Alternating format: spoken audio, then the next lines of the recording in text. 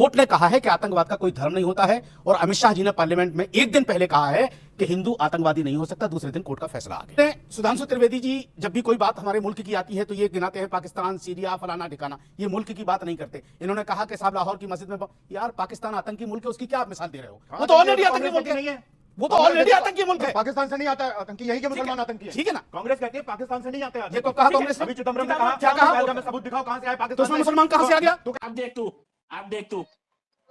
अब तू गया बेटा, अब तू गया, देख तेरी औकात मैं दिखाता हूं। देखिए साहब, अभी सोनिया गांधी जी ने आर्टिकल लिखा गाजा पे, तो गाजा को लेके छाती पीटी जाती, गाजा शायद हिंदुस्तान में है। जय फिलिस्तीन का बैग लेके आया, जब बोला जाता है जय फिलिस्तीन का बैग लेके आया जाता, वो तो हिंदुस्तान में है। हमास के लिए बुरहानपुर मध्य प्रदेश से लेके केरल तक नारे लगाए जाते हैं, हमास तो हिंदुस्तान में है। और हिजबुल्लाह को लेकर कश्मीर से लेके लखनऊ से लेके और हैदराबाद तक नारेबाजी की जाती है। हिजबुल्लाह तो हिंदुस्तान में है। फिलिस्तीन को लेकर CWC प्रकाशित करती है, अपना प्रस्ताव पारित करती है, वो हिंदुस्तान में है। क्या आतंकवाद का कोई धर्म नहीं होता है या फिर धर्म होता है? अगर मान लेते हैं आतंकवाद का कोई धर्म नहीं होता है तो फिर आतंकवाद धर्म पूछ के क्यों मारता है? अगर कांग्रेसी और चमचों का कहना है और विपक्ष के जितने भी पॉलिटिकल पार्टी है उनका कहना है कि अगर आतंकवाद का कोई धर्म नहीं होता तो फिर जो पहलगांव में जो 26 से 27 लोग मारे गए थे उनको ये धर्म पूछ के ही क्यों मारा था, कलमा पढ़ने के लिए ही क्यों बोला गया था? अगर आतंकवाद का कोई धर्म नहीं होता तो अगर ऐसा ही है कि सांसद भवन में अभी गृह मंत्री अमित शाह जी ने एक स्टेटमेंट दिया, उन्होंने कहा कि सनातनी, भगवा और हिंदू कभी आतंकवाद हो ही नहीं सकते, ये आतंक कर ही नहीं सकते, इनका कहना है, अमित शाह जी का कहना है। बाकी दोस्तों ये जो अभी बात है, ये जो मालेगांव बम ब्लास्ट हुआ था, 2008 में, जहां से कई लोग मारे गए और कई लोग घायल हुए थे, उसमें से 6-7 लोग जो दोषी पाए गए थे, जिसमें साध्वी प्रज्ञा थी और इनके साथ 6-7 और लोग थे, उन सबको बेल NIA के कोर्ट ने रिहा कर दिया है, यानी बेल दे दिया है। अब विपक्ष का कहना है कि ये सारे दोषी थे, फिर इनको क्यों रिहा मतलब बेल मिल गई, इनको सजा क्यों नहीं होगी? अगर ये लोग निर्दोष थे तो इनको 17 से 18 साल तक कैद करके क्यों रखा गया था और इनको टॉर्चर क्यों किया गया था बिना कोई सबूत के?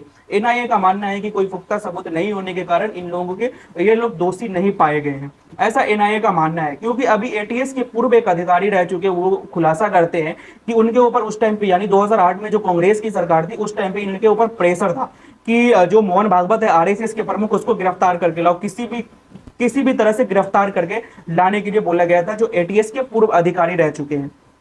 अब ये भी चीजें निकल के आ रही है कि साध्वी प्रज्ञा के ऊपर जो टॉर्चर किया जाता था उस टाइम पे और इनसे नाम बुलवाने की कोशिश किया जाता था, कांग्रेस की सरकार, उस टाइम पे कांग्रेस की सरकार थी, इनसे नाम बुलवाने की कोशिश किया जाता था RSS के प्रमुख मोहन भागवत का, नरेंद्र मोदी का, योगी आदित्यनाथ का और भी कई जो संघ से जुड़े हुए नेता थे उनका नाम बुलवाने की कोशिश किया जाता था, टॉर्चर किया जाता था। अगर तुम इन लोगों का नाम ले लोगी तो तुम्हें टॉर्चर कम किया जाएगा, यानी टॉर्चर नहीं किया जाएगा, ऐसा साध्वी प्रज्ञा का भी दावा है।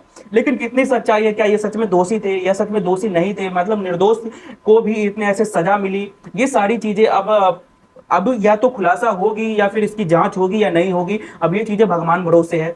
लेकिन अभी हम एक डिबेट में चलते हैं। इस डिबेट में सुधांशु त्रिवेदी होते हैं, आलोक शर्मा होते हैं जो कांग्रेस के प्रवक्ता है, और एक मौलाना होते हैं, और विवेक श्रीवास्तव को तो आप जानते ही हो, लिबरांडो है, लेफ्ट के नेता है, और जहां मन वहां, जिधर से मन उधर से मुंह उठा के आ जाते हैं। तो चल के अभी हम वो डिबेट देखते हैं। और सुधांशु त्रिवेदी को तो आप जानते ही हो, हर चीज का जवाब, हर चीज का एपिक रिप्लाई होता है उनके पास। So let's start the video. आज समझने की कोशिश करते हैं क्या भगवा भी आतंकवाद हो सकता है, तो हम उनसे समझने की कोशिश करते हैं। सो let's start the video. Hindustan में गृह मंत्री का ओहदा बड़ा होता है या कोर्ट का?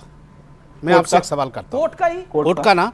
कोर्ट ने कहा है कि आतंकवाद का कोई धर्म नहीं होता है और अमित शाह जी ने पार्लियामेंट में एक दिन पहले कहा है कि हिंदू आतंकवादी नहीं हो सकता, दूसरे दिन कोर्ट का फैसला आ गया। इसका मतलब मुझे आप बता दीजिए, डिबेट ठीक है करेंगे, लेकिन वो पहलगाम का क्या, इसका मतलब मुझे बता दीजिए। पार्लियामेंट में गृह मंत्री ने कहा है, एक दिन पहले बोला, राज्यसभा में बोला, एक मिनट, एक दिन पहले बोला कि हिंदू आतंकवादी नहीं होता और दूसरे दिन कोर्ट का फैसला आ गया, सारे लोग बरी हो गए। इसका मतलब मुझे बता दीजिए, इसका मतलब क्या है? चिदम्बरम पे आपने कुछ नहीं बोला, मैं अभी कुछ नहीं बोला। मैं बहुत साफ सुथरी बात करता हूं, साफ सुथरी बात बोली, और मैं किसी को डिस्टर्ब नहीं करता, ना किसी के बीच में। आपने अपनी टर्न का वेट करा, कोर्ट ने ये वेट करा। अब देखिए, 30 सेकंड में जवाब सुन लीजिए। आपने, सुधांशु त्रिवेदी जी जब भी कोई बात हमारे मुल्क की आती है तो ये गिनाते हैं पाकिस्तान, सीरिया, फलाना ठिकाना, ये मुल्क की बात नहीं करते। इन्होंने कहा कि साहब लाहौर की मस्जिद में यार पाकिस्तान आतंकी मुल्क है, उसकी क्या आप मिसाल दे रहे हो? वो तो ऑलरेडी आतंकी मुल्क है। वो तो ऑलरेडी आतंकी मुल्क है। पाकिस्तान से नहीं आता है आतंकी, यहीं के मुसलमान आतंकी हैं। ठीक है ना? कांग्रेस कहती है पाकिस्तान से नहीं आते आतंकी। ये कब कहा ठीक है। कांग्रेस ने? अभी चिदम्बरम ने चिदम्बरम कहा क्या कहा? पहलगाम में सबूत दिखाओ कहां से आए पाकिस्तान तो उसमें से। मुसलमान कहां से आ गया? तो कहते हैं हिंदुस्तान के अरे हैं। भाई, क्यों भाई, आरएसएस मुसलमान कूद रही है बताना। यार इस मुल्क में? अरे मुसलमान थे ना, क्यों आरएसएस उसने कहा बर्बाद करना हिंदुस्तान चाहती के है इस मुसलमान मुल्क को थे। भाई? क्या चीज क्यों आरएसएस आरएसएस देश को मुल्क बर्बाद, बर्बाद अरे करना चाहती है? आरएसएस अरे के सत्ता है, आप सरकार बैकग्राउंड है, जाके मोदी जी देखो, है। आरएसएस क्यों कितना आरएसएस देश अपना के लिए झंडा करता है लेके ना, आप पीछे जरा चल देखो। नाचरे झंडा लेकर ये जो क्यों? आपदा आती है तो क्यों? कितनी हेल्प आरएसएस करता क्या है है इस देश मुल्क की, में? देश की जनता क्या को। अब कोई जरा आप संविधानिक पीछे पार्टी जाके है? देखो, आप कोई उसकी जो संविधानिक इतिहास है वो ऑर्गेनाइजेशन खंगालो और अभी क्या भी हर जाके चीज़- ये देखो, हर चीज़ में क्यों लोग ऐसे बदनाम करने लग जाते हैं। दूसरा, अगर ये गरीब आरएसएस नवाज के क्या है? लोगों को तकलीफ हो, ये गरीब नवाज क्या है? एक मिनट भाई, मैंने गरीब मैं नवाज क्या सरकार है? में दखल आप अंदाजी कब होगा नहीं करता। मुसलमानों के मैं ठेकेदार? दखल अंदाजी नहीं करता आप कब से सरकार होगा में। ठेकेदार? मैं मोदी को डायरेक्शन नहीं, नहीं देता आपको- कि 70-75 साल हो गए निकल लो, मैं डायरेक्शन नहीं देता, मैं डायरेक्शन नहीं देता। लेकिन एक मिनट, यही कहा गया ना कि 75 साल के बाद अब आदमी को रिटायर होना चाहिए। क्यों कहा गया? किसके लिए कहा गया? कौन है भाई? आप मस्जिदों में जाकर के इमामों से बात कर रहे हो, जिनके पीछे 2 आदमी नहीं, उनसे जाकर के आप चंदे की बात कर रहे हो। एक मिनट, आप ये बताओ क्यों आरएसएस हर चीज में? अच्छा, कल अभी यस रजिस्टर्ड है, आरएसएस रजिस्टर्ड नहीं है। दूसरा, हम एक बात मानते हैं, जो किसी बेगुनाह की जान ले, वो किसी भी कास्ट का हो, वो आतंकवादी है। वो किसी भी कास्ट ठीक का है, हो गया अब आपका। ठीक है। अब सुधांशु त्रिवेदी मतलब समझ में आई आपके कि हुआ, नहीं? हुआ। आपने तो समझ बोला में था, आई कि नहीं आई? 30 सेकंड बोलूंगा, नहीं, लेकिन समझ अब में आई कि 1.5 नहीं आई? मिनट बोल लिया। अब जवाब हमने सुन क्या लेते हैं। कहा? गलत आपने कहा या बड़े-बड़े सही? आरोप लगा दिए। गलत कहा या सही? अब वो तो बताएंगे वो सुधांशु त्रिवेदी। सुनिए, बिल्कुल सही कहा आपने। ठीक तो सुनिए, है, इनके लिए ताली बजा बजा के इनका सत्यानाश करा रहे हैं आप। बता रहा हूं मैं। ओके ओके, वो आपकी ताली लेना भी नहीं चाहते, ना आपकी गाली लेना चाहते हैं, ना ताली लेना चाहते हैं। बस बता दूं मैं आपको। ओके मैं ओके संक्षेप में ओके जवाब ओके। देता हूं। पहले मौलाना साहब को बड़ा एतराज था कि हम बाहर क्यों चले जाते हैं। गृह मंत्री की बात को कोट करा उन्होंने, जो राज्यसभा में बोला। उसी दोनों बात का जवाब देता हूं, पहले इसका और फिर गृह मंत्री जी ने जो कहा धर्म आतंकवाद वाली बात पे। देखिए साहब, अभी सोनिया गांधी जी ने आर्टिकल लिखा गाजा पे, तो गाजा को लेके छाती पीटी जाती, गाजा शायद हिंदुस्तान में है।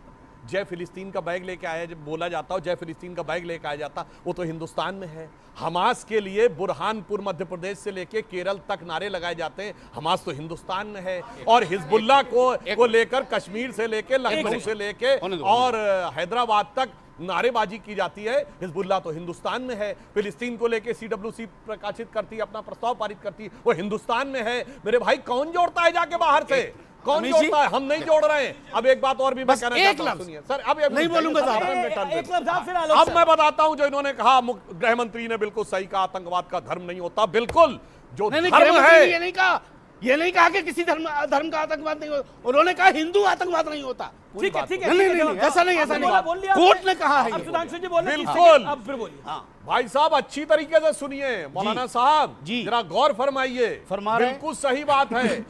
धर्म एक ही है और धर्म में आतंकवाद नहीं होता, मजहब में आतंकवाद होता है। इसीलिए मैं बताना चाहता हूं, सुनिए, आज ये अगर क्या बात हुई यार? सर, एक मिनट, ये क्या बात हुई? आपने अपने नहीं, ये क्या बात हुई? आपने अपने टर्न ये पे क्या बात हुई? तो आप ही बताओ ना क्या बात हुई। मेरे को क्या बोल रहे हैं? हाँ, क्या बात हुई? मजहब में आतंकवाद होता, धर्म में आतंकवाद नहीं होता है। भाई, ये क्या बात हुई यार? मजहब धर्म मजहब अलग क्या है, होता क्या है? है? मजहब धर्म क्या होता है? शादी हुई बताइए। भाई? मजहब और धर्म क्या होता है? ये बताइए। बता रहा हूं, मजहब और धर्म सुनिए। क्या अब होता है? आप समझे हो? बताइए, बताइए मजहब और मैं धर्म बता क्या रहा हूं। होता है? मजहब वो होता है हाँ। जो कहे कि मेरी बात नहीं मानी तो सर तन से जुदा। गलत। धर्म वो बिल्कुल होता झूठ। है जो बिल्कुल कहता झूठ। सर्वे भवन्तु बिल्कुल सुखिनः, झूठ। सर्वे सन्तु इसका निरामयाः, मतलब भी मजहब का सर्वे नहीं है इसका। भद्राणि पश्यन्तु मा मजहब में कश्चित् सरतन से जुदा कहां से आ गया?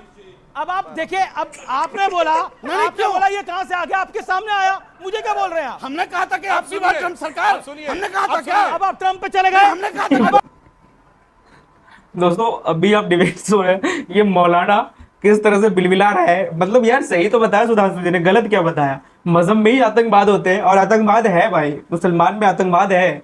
जो पहलगाम में जो 4-4 3-3 जो आतंकवादी थे वो कौन थे? मुसलमान ही थे ना। और जो हिंदुओं को पूछ के मार रहे थे गोली कि तुम कलमा पढ़ो, तुम अपना पैंट उतारो, तुम्हें देखना है कि तुम कौन से धर्म से हो, तो वो क्या कर रहे थे? वो तो मुसलमान ही थे ना। आप बताओ, अब इस चीजों को तो डिनाई नहीं कर सकते ना ये मौलाना। कि वो मुसलमान नहीं थे, वो किसी भी धर्म के नहीं थे, ऐसा तो नहीं हो सकता। क्योंकि अगर चलो अगर सिर्फ वो आतंकवादी आतंक करता और सिर्फ मार देता तो समझ में आता है कि उसका कोई धर्म नहीं था, कोई धर्म, लेकिन उसने तो अपनी धर्म खुद बताया कि मैं मुसलमान हूं, तुम कौन से धर्म के हो, जल्दी बताओ तभी तुम जिंदा रह पाओगे, नहीं तो नहीं रह पाओगे। ऐसा पहलगांव में हुआ था। लेकिन इन लोगों, अब देखो यार, किसी के ऊपर बात आती है तो हर कोई अपनी बात को छुपाना चाहता है। जैसा इस मौलाना को दर्द होता है और इसी के साथ साथ ये जो कांग्रेस के जो चमचे हैं उसको भी दर्द होता है। दोस्तों अभी बगल में कांग्रेस के चमचे कहते हैं कि जैसे ही मुसलमान पे कुछ बात होता है तो ये लोग कुछ नहीं बोलेंगे, कुछ भी नहीं बोलेंगे। लेकिन जैसे ही हिंदू की बात आती है, हिंदू पे कुछ होता है, हिंदू पे कोई अत्याचार होता है, सनातनी पे कुछ होता है, तो जैसे ही चीजें का बात उठता है तो ये लोग कहते हैं कि हिंदू मुसलमान करने के अलावा कोई टॉपिक नहीं है, तुम्हारे पास कोई टॉपिक नहीं है, देश में और भी चीजें हैं जिसके ऊपर चर्चा है। लेकिन जैसे ही मुसलमान की बात आती है तो इन लोग कुछ भी नहीं बोलेंगे, क्योंकि उनका वोट बैंक है। अगर वोट बैंक नाराज हो जाएगा ना तो बड़ी दिक्कत हो जाएगी, इनको सत्ता में आने के लिए बहुत दिक्कत हो जाएगी। जैसा कि अभी आप यूपी का ही उदाहरण ले रहे हो ना, यूपी में क्या डिंपल यादव के ऊपर इतने अभद्र टिप्पणी कर दिया उस मौलाना ने, साजिद रशीदी ने, फिर भी कुछ नहीं हुआ। क्या हुआ? एक आध थप्पड़ जड़ दिया, लेकिन वो बंदा अभी भी अपने स्टेटमेंट पे कायम है। वो बंदा अभी भी वो स्टेटमेंट वापस नहीं लिया है कि मेरे से गलती हो गई, मैं माफी चाहता हूं, मेरे को माफ कर दो, मेरे से गलती से निकल गया। वो अभी भी वो स्टेटमेंट वापस नहीं ले रहा। यहां तक उसने एफआईआर भी कराया है उसके ऊपर। तो आप समझ जाओ ना कि वोट बैंक के लिए किस तरह की राजनीति करते हैं। देखो वोट बैंक के लिए मतलब कुछ भी करने को तैयार है, कुछ भी सुनने को तैयार है। बाकी दोस्तों आप क्या समझते हो इन सब चीजों के बारे में? ये भगवा आतंकवाद, सनातनी आतंकवाद, ये जो फैलाया गया था, ये जो सैफरन टेररिस्ट के जो नाम दिया गया था, जो नैरेटिव सेट किया गया था 2008 में, इसके बारे में आप क्या सोचते हो, क्या समझते हो? कमेंट्स में जरूर बताइएगा और मिलते हैं किसी नेक्स्ट वीडियो में। धन्यवाद।